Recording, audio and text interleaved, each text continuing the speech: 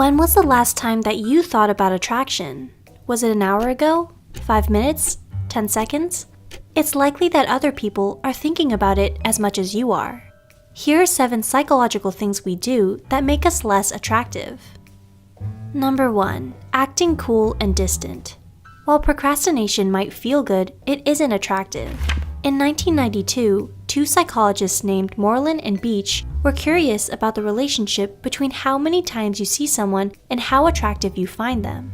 They had 4 women pretend to be students in a large intro psych class. At the end of the semester, students in the class were asked to rate how attractive they found each of the women.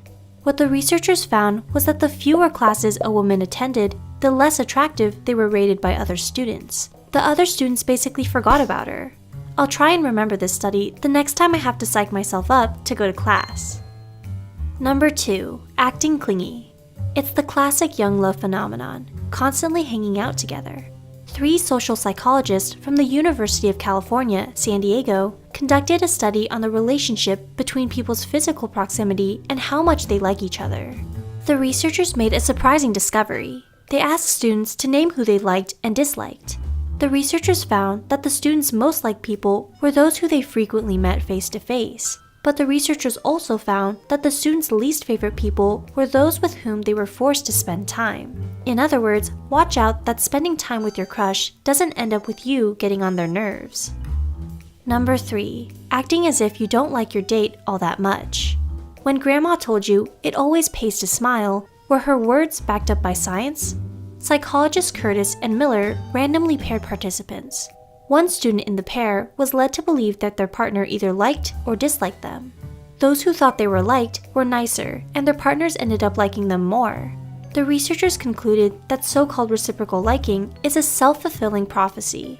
If your partner thinks you like them, they'll be nicer to you, which in turn makes the whole relationship better. And the opposite is also true. If they think that you don't like them, they'll be meaner, and the whole relationship will suffer. Turns out that grandma was onto something. Number 4. Revealing too much too soon. In 2011, researchers told female undergrads that their Facebook profiles had been viewed by male students, and that they would now be viewing the profiles of those guys. You can probably imagine that the women were intrigued. The women were split into groups, and were told either that he liked their profile or that the researchers didn't know whether he liked their profile.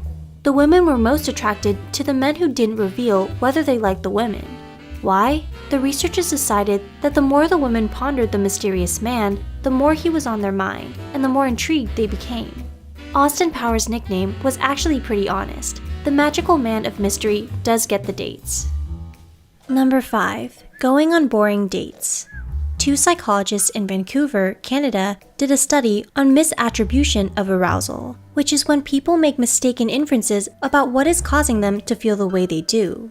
They had an attractive female research assistant give male participants a questionnaire. In the first group, she asked them the questions while they were on a scary suspension bridge. In the second group, she asked them while on a low, small bridge. Those on the scary bridge were more excited because of the bridge, and were more attracted to the research assistant and more likely to call her later. On your next date, don't just get coffee. That's boring. Instead, go see fireworks or ride go-karts. Number 6. Using cheesy pickup lines. Psychologists who study attraction have identified 3 general strategies for pickup lines. Cute flippant, for example, your place or mine. Innocuous, such as, what do you think of the music? And direct, as in, can I buy you lunch? A study asked men and women which pickup lines they preferred to receive. Most strategies worked for men being approached by women. However, women tend to prefer innocuous and direct lines over cute flippant ones.